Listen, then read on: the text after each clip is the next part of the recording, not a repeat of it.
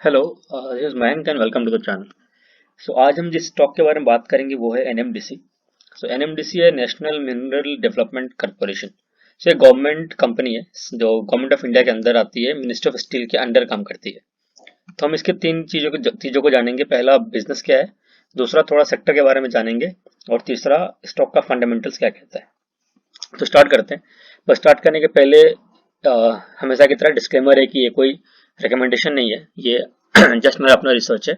बाकी आपको बाई करना है या नहीं करना है वो आप खुद रिसर्च कर लें, या फिर अपना जो भी फाइनेंशियल एडवाइजर है उनसे आप राय मशवरा कर लें। और अगर अभी तक सब्सक्राइब नहीं किया चैनल को तो आप सब्सक्राइब कर लें, इससे हमें इंकरेजमेंट मिलता रहेगा और काफ़ी वीडियोस बनाने के लिए इन द फ्यूचर। ठीक है, तो शुरू करते हैं। तो इसके बारे में जानते हैं पहले एनएमडीसी है क्या और करती क्या है। तो जैसा मैंने बताया कि एनएमडीसी एक नेशनल मिनरल डेवलपमेंट कॉर्पोरेशन नाम है कंपनी का, और गवर्नमेंट ऑफ इंडिया के अंदर आती है, पर्टिकुलरली मिनिस्ट्री ऑफ स्टील के अंदर ही ये पर्टिकुलर फंक्शन करता है। ठीक है, तो इसके बारे में थोड़ा देख लें। तो NMDC is engaged in exploration and production of iron ore along with diamond production of sale of sponge iron generation sale of wind power। So basically कुछ नहीं करती है, माइनिंग करती है आयरन ओर का और उसको डिफरेंट डिफरेंट कस्टमर्स को सेल करती है। along with iron ore diamond की भी माइनिंग करती है। ठीक है, तो इसकी वेबसाइट पर जाएंगे तो हम देखेंगे कि अगर उनके बॉर्डर्स में जाके इनके माइनिंग देखें, इनके पास 4 माइंस हैं। ये दो सेम माइंस दो जगह पे हैं, बाइला डीला पे एक किरंदुल कॉम्प्लेक्स है और एक बचेली कॉम्प्लेक्स है, और दो अलग माइंस और एक डोनी मलाई में है जो कि आयरन ओर माइंस है, और एक पन्ना में है जो डायमंड माइनिंग है। तो ये 4 माइंस है। ठीक है, और इनके बहुत सारे कस्टमर्स हैं। कस्टमर्स को देखा जाए तो इनके अराउंड 20 कस्टमर्स हैं, और 20 कस्टमर्स में कुछ बड़े कस्टमर्स हैं जो आप नाम जानते होंगे, जैसे कि आईओसीएल हो गया, एसआर स्टील हो गया, जेएसडब्ल्यू स्टील हो गया। तो ये कुछ इनके बड़े बड़े क्लाइंट्स हैं। ठीक है, और वेल्सपन स्टील हो गया। तो ये बड़े बड़े क्लाइंट्स को आयरन ओर सप्लाई करता है, और यही इनका मेन सोर्स ऑफ रेवेन्यू है। ठीक है, और सिंस ये गवर्नमेंट ऑफ इंडिया के अंदर है तो काफी हद तक स्टॉक इसमें गवर्नमेंट का ही है। ठीक है, तो ये ज्यादा कुछ इसके बारे में समझने का नहीं है। एज ए कंपनी हम सेक्टर वाइज देखेंगे तो ज्यादा इंपॉर्टेंट है। सेक्टर वाइज क्या है कि स्टील सेक्टर काफी ग्रो कर रहा है, और हमने सबका स्टॉक प्राइस देख रखे हैं। ठीक है, हम फंडामेंटल्स देखने के पहले देखते हैं बाकी कंपनी का क्या हाल है। जैसे कि मान लिया टाटा स्टील, अगर देखते हैं हम स्टील सेक्टर वाइज देखा जाए तो सो टाटा स्टील ऑलरेडी अपना 52 वीक हाई टच कर चुका है, जो कि 869 है। तो इसने 52 वीक हाई टच कर चुका है। ठीक है, सेम हाल आपका दूसरे स्टॉक्स का भी है, जैसे कि जेएसडब्ल्यू स्टील, ये भी अपने 52 वीक हाई पे ही है। अगर हम चेक करेंगे जेएसडब्ल्यू स्टील का, ठीक है, तो ये भी अपने 52 वीक हाई के पास में ही है।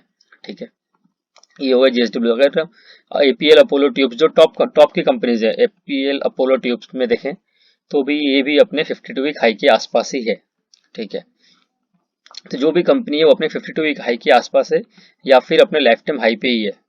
फॉर एग्जांपल ये टाटा स्टील का हम देखते हैं, तो टाटा स्टील का अगर हम लाइफ टाइम हाई देखें, ठीक है, तो लाइफ टाइम हाई इनका जो करंट प्राइस है वही ऑलमोस्ट लाइफ टाइम हाई है। अगर हम जेएसडब्ल्यू स्टील में जाके देखते हैं, ठीक है, तो जेएसडब्ल्यू स्टील में अगर हम लाइफ टाइम हाई चेक करते हैं तो इनका जो अभी का प्राइस है वही लाइफ टाइम हाई है। ठीक है, एपीएल अपोलो ट्यूब्स में जाते हैं, जो कि ये सब जो मैं दिखा रहा हूँ ये मेजर स्टील कंपनीज हैं। ठीक है, इनका जो लाइफ टाइम हाई है ये भी करंट प्राइस ही, और एक अपने प्रीवियस लाइफ टाइम हाई से ये बहुत ज्यादा ऊपर है। ठीक है, तो ये जो मेजर कंपनीज इनका लाइफ टाइम हाई है। हम सेल के बारे में देख सकते हैं। ठीक है, तो ये सेल का डेफिनेटली लाइफ टाइम हाई नहीं है, पर सेल भी काफी ग्रो कर चुका है। अगर देखेंगे तो पिछले लाइक एक साल में ये अराउंड 27 पे था, अभी ये कितने पे, 83 पे, तो ऑलमोस्ट 4-5 गुना ग्रो कर चुका है। और ये लाइफ टाइम हाई से अगर हम कंपेयर करेंगे, लाइफ टाइम हाई से या पिछले हाई से, तो काफी स्कोप इसमें भी है ग्रो करने का। ठीक है, तो इसके बारे में भी हम, ये भी एक अच्छा शेयर एक्चुअली बाय करने के लिए, पर हम इसके बारे में भी डिस्कस नहीं करेंगे। हम maybe some other video में डिस्कस कर लेंगे। पर हाँ, कह दूं अगर कोई रिसर्च करना चाहता है और इन्वेस्ट करना चाहता है तो स्टील सेक्टर के लिए SAIL is also very good option right now. ठीक है, तो ठीक है, इसको छोड़ देते हैं अभी। ये हो गया टाटा स्टील में सेक्टर के बारे में बात करें तो 52 वीक हाई पर है। IPL Apollo tube 52 week high पर है। जेएसडब्ल्यू स्टील 52 वीक हाई पर है। तो हर कंपनी, जो भी कंपनी है इस वक्त राइट नाउ स्टील सेक्टर पे, वो ऑल टाइम हाई पे ही चल रही है, या फिर ऑल टाइम हाई को रीच कर सकती है, इस बेस पे ही काम कर रही है। तो स्टील सेक्टर ओवरऑल ग्रो कर रहा है क्योंकि इंफ्रास्ट्रक्चर ग्रो कर रहा है, ओवरऑल इकोनॉमी ग्रो कर रहा है, और स्टील के प्राइसेस बहुत बढ़ रखे हैं चाइना में, जिसकी वजह से इंडिया में भी स्टील के प्राइस बढ़ने के ऑलरेडी न्यूज आ चुका है। जब प्राइजेस बढ़ेंगे तो प्राइजेस रेवेन्यू में भी इम्पैक्ट करेंगे। ठीक है, तो जो भी आपका रेवेन्यू दिख रहा है इस वक्त, हम टाटा स्टील की बात कर लें ना, रेवेन्यू जो भी हमको दिखेगा इस वक्त क्वार्टर का वो 39,000 करोड़ है। तो जब ये प्राइस बढ़ेगा, ठीक है, जो कि ऑलमोस्ट बढ़ने वाला है क्योंकि चाइना में बढ़ चुका है और लोग कंपनीज ने डिक्लेयर कर दिया 2-3 दिन पहले कि हम प्राइस बढ़ाएंगे। तो वो जब प्राइस बढ़ेगा और डिमांड तो घटने से रहा, क्योंकि इंफ्रास्ट्रक्चर गवर्नमेंट पुश कर रही है, इंफ्रास्ट्रक्चर लोग पुश कर रहे हैं। लॉकडाउन हुआ क्या, लॉकडाउन में अगर आप देखेंगे सब अपने अपने घर गए हैं और किया किसी ने कुछ नहीं है, सबने अपना अपना घर बनाया सिर्फ। ठीक है, और घर बनाया है तो कहीं ना कहीं स्टील कंजम्पशन बहुत ज्यादा हुआ है। तो गवर्नमेंट भी कुछ ना कुछ बना रहे हैं, लोग भी कुछ ना कुछ बना रहे हैं, तो हर कोई कंस्ट्रक्शन ही कर रहा है। तो कंस्ट्रक्शन करने की वजह से स्टील का डिमांड बहुत ज्यादा बढ़ गया है और प्रोडक्शन इतना हो नहीं पाया, जिसकी वजह से प्राइजेस सबका बढ़ चुका है। और ये होता रहेगा क्योंकि एक साइकिल भी होता है सॉरी, एक साइकिल भी होती है, कमोडिटी साइकिल। तो इस वक्त काफी दिनों के बाद एक पुश मिला जिसकी वजह से इस पर्टिकुलर कमोडिटी में एक ग्रोथ सा दिख रहा है। ठीक है, उसकी वजह से ओवरऑल सेक्टर काफी इम्पैक्ट हो चुका है और जिसका इम्पैक्ट हमें एनएमडीसी के शेयर में भी दिखेगा। वापस चलते हैं एनएमडीसी। अब एनएमडीसी में क्यों दिखेगा, क्योंकि सिंपल सा कॉन्सेप्ट है, एनएमडीसी जो आयरन निकालता है वो इन लोगों को सप्लाई करता है। तो इन लोगों को स्टील बनाने के लिए आयरन चाहिए और लेंगे कहाँ से, जो भी माइनिंग कंपनीज है। माइनिंग कंपनी सिर्फ एनएमडीसी नहीं है, जैसे एनएमडीसी है, इसके बाद कुछ और कंपनीज है जैसे जीएमडीसी हो गया, ठीक है, मैथन एलॉयज हो गया। तो this all are mining companies, जिसमें से एनएमडीसी एक बहुत बड़ी कंपनी है। आप मार्केट कैप पे देख लीजिए, आउट ऑफ कोल इंडिया वेदांता में 40,000 करोड़ का मार्केट एनएमडीसी का ही है। ठीक है, और इन लोगों का देखिए जीएमडीसी का सिर्फ 1871 करोड़ का है, 1800 करोड़ का है, और एनएमडीसी का 40,000 करोड़ का है। तो कोई कंपैरिजन ही नहीं है।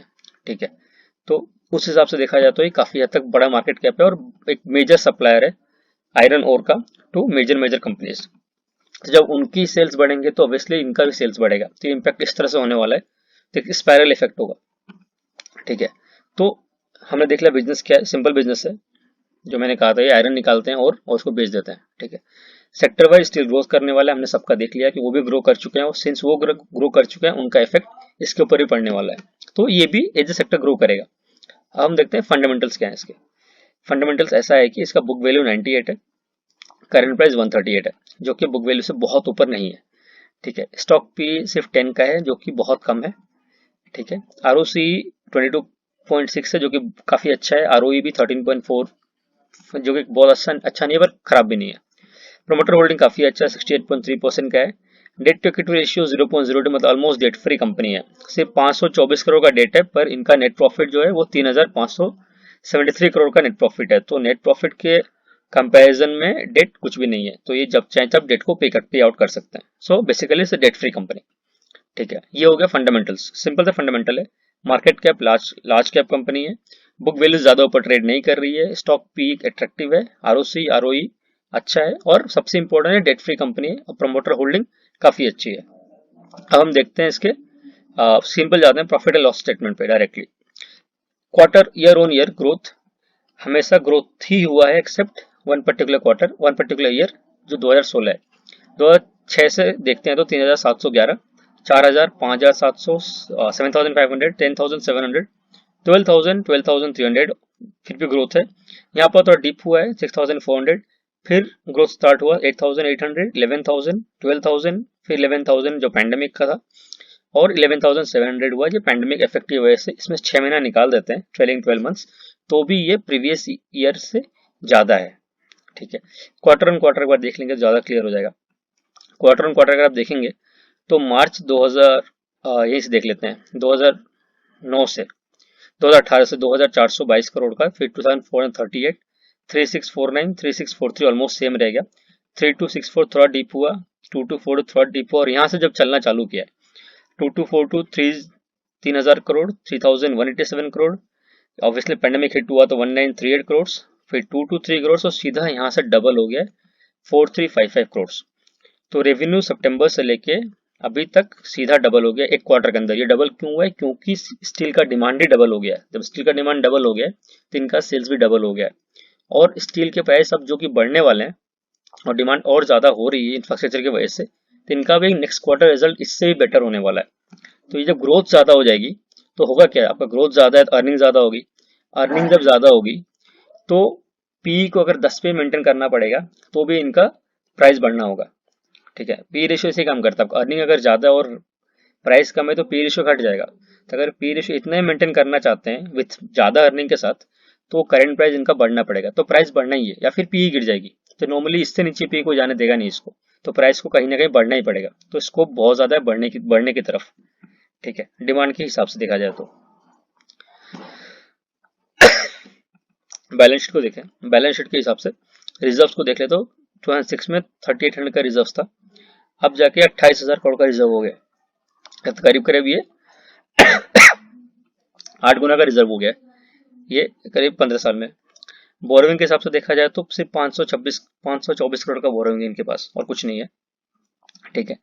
और इन्वेस्टमेंट कर रखे हैं इन्होंने 1400 करोड़ का, और करेंट वर्क इन प्रोग्रेस भी इनका 15,000 करोड़ का है, ठीक है। तो कहीं ना कहीं पैसे एक्सपेंशन में भी इन्वेस्ट कर रखा है इन्होंने, ठीक है। तो ये हो गया। दूसरा हम देखें अगर शेयर होल्डिंग पैटर्न पे, तो पब्लिक के पास सिर्फ और सिर्फ 5% स्टॉक है, मतलब पब्लिक के पास कुछ भी नहीं है एक्चुअली, ठीक है। 70% तो गवर्नमेंट ने रखा है, प्रमोटर ने, बाकी बचा कुछ FII और DI ने ले रखा है, ठीक है। पब्लिक के पास एक्चुअली कुछ नहीं, प्रमोटर में देखने तो प्रेसिडेंट ऑफ इंडिया के पास ही होगा, सब उन्हीं के पास रहता है, 69.65% उन्हीं के पास है, ठीक है। बाकी FII DI हो गया, गवर्नमेंट के पास तो नाम का है, पब्लिक के पास सिर्फ और सिर्फ 5% है, जो कि ना के बराबर है, ठीक है। तो ये हो गया फंडामेंटल। तो फंडामेंटली काफी स्ट्रांग है। ग्रोथ वाइज ज्यादा इंपॉर्टेंट है, क्योंकि स्टील सेक्टर ग्रो करने वाला है, ऐसे मैंने पहले बताया आपको, ठीक है। तो उस बेसिस पे ग्रोथ सेक्टर और कंपनी का पोजीशन फंडामेंटल्स के बेसिस पे ये स्टॉक एक्चुअली खरीदने लायक है। और मैंने वीडियो इसलिए आज ही बनाई क्योंकि मैंने कल ही एक ऑलरेडी पब्लिश किया था, तो आज नॉर्मली मैं नेक्स्ट डे नहीं बनाता हूँ, पर पब्लिश इसलिए किया था कि क्योंकि ये स्टॉक बहुत जल्दी ऊपर भागेगा, मतलब टाइम मिलेगा नहीं खरीदने का, और एक अपॉर्चुनिटी अभी भी काफी हद तक है खरीदने के लिए। इसलिए अगर आप खरीदना चाहते हैं तो एक बार रिसर्च करके फटाफट खरीद लीजिएगा, क्योंकि काफी लेट हो जाएगा और हो सकता है आपको कुछ अमाउंट का प्रॉफिट मिस हो जाएगा, लेट हो गया आपको तो, ठीक है। तो ये मेरा पर्सनल ओपिनियन था। अगर वीडियो अच्छा लगा तो लाइक कीजिएगा और फ्रेंड्स में शेयर कीजिए, ताकि ज़्यादा लोग जान पाए और खरीदना चाहे तो खरीद सकें। अगर कुछ कमेंट है तो आप या फिर सजेशन है, कमेंट है, कुछ भी है, फीडबैक है, तो आप कमेंट सेक्शन में लिख दीजिए। और कुछ वीडियो के बारे में डालना है कि अगर कोई वीडियो बनाना है तो आप उसके बारे में लिख सकते हैं, और अगर हमें उसके बारे में रिसर्च करेंगे, अगर बनाने लायक लगेगा तो उसके बारे में बनाएंगे, ठीक है। तो आज के लिए इतना ही, मिलते हैं नेक्स्ट वीडियो में। Thank you so much.